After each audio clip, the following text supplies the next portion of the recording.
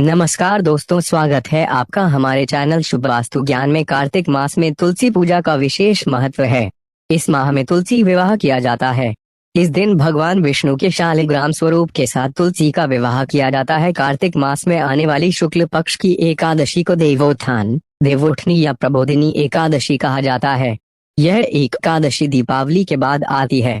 मान्यताओं के अनुसार देवोठनी एकादशी के दिन भगवान विष्णु क्षीर सागर में 4 माह शयन के बाद जागते हैं। इस एकादशी पर भगवान हरि के जागने के बाद मांगलिक कार्यों की शुरुआत हो जाती है। इस दिन तुलसी विवाह का आयोजन भी किया जाता है। इस बार तुलसी विवाह 24 नवंबर के दिन होगा।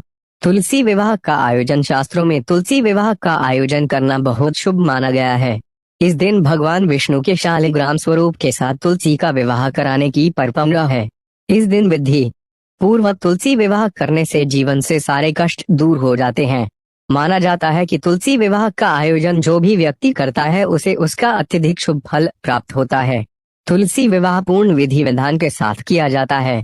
शालिग्राम भगवान जी को भगवान विष्णु के ही प्रतिरूप माने जाते हैं। माना जाता है कि देवोठनी एकादशी के दिन ही भगवान विष्णु के शालिग्राम अवतार का मां तुलसी के साथ विवाह हुआ था। इसीलिए इस दिन हमें तुलसी विवाह का आयोजन करना चाहिए। तुलसी विवाह में तुलसी के वृक्ष और शालिग्राम की यह शादी सामान्य विवाह की तरह पूरे धूमधाम से की जाती है। इस दिन तुलसी के माध्यम से भगवान का आह्वान किया जाता है। शास्त्रों में कहा गया है कि जिन दंपतियों के कन्या नहीं होती हैं, उन्हें जीवन में एक बार तुलसी का विवाह जरूर करना चाहिए। इससे कन्यादान का पुण्य प्राप्त होता है। तुलसी विवाह करने से दाम्पत्य जीवन खुशियों से भर जाता है। तुलसी विवाह के लिए सबसे पहले तुलसी का पौधा एक पटरे पर आंगन, छत या पूजा घर में बिल्कुल बीच में रखें। तुलसी के गमले के ऊपर गन्ने का मंडप सजाएं। तुलसी देवी पर समस्त सुहाग सामग्री के साथ लाल चुनरी चढ़ाएं। अब गमले में शालिग्राम जी रखें, उन पर तिल चढ़ाएं। तुलसी और शालिग्राम जी पर दूध में भीगी हल्दी लगाएं। गन्ने के मंडप पर भी हल्दी का लेप करें और उसकी पूजन करें। हिंदू धर्म में विवाह के समय बोला जाने वाला मंगलाष्टक पढ़ें। कपूर से तुलसी माँ की आरती करें और प्रसाद चढ़ाएं। 11 बार तुलसी जी की परिक्रमा करें। इसके बाद प्रसाद को मुख्य आहार के साथ ग्रहण करें। प्रसाद वितरण करें। पूजा समाप्ति पर घर के सभी सदस्य चारों तरफ से पट्टे को उठाकर भगवान विष्णु से जागने का आह्वान करें। मैं जैसा करें घर में तुलसी जी का विवाह। यह है आसान विधि। देवोठनी एकादशी के दिन कैसे करें घर में तुलसी जी का विवाह, आइए जानें। शाम के समय सारा परिवार इसी तरह तैयार हो जैसे विवाह समारोह के लिए होते हैं।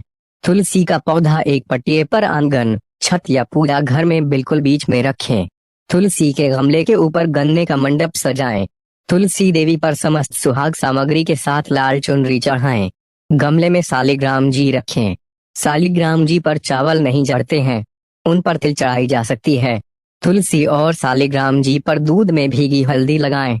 गन्ने के मंडप पर भी हल्दी का लेप करें और उसकी पूजन करें। अगर हिंदू धर्म में विवाह के समय बोला जाने वाला मंगलाष्टक आता है तो वे अवश्य करें। देव प्रबोधिनी एकादशी से कुछ वस्तुएं खाना आरंभ किया जाता है। अत्त, भाजी, मूली, बेर और आंवला जैसी सामग्री बाजार में पूजन में चढ़ाने के लिए मिलती है।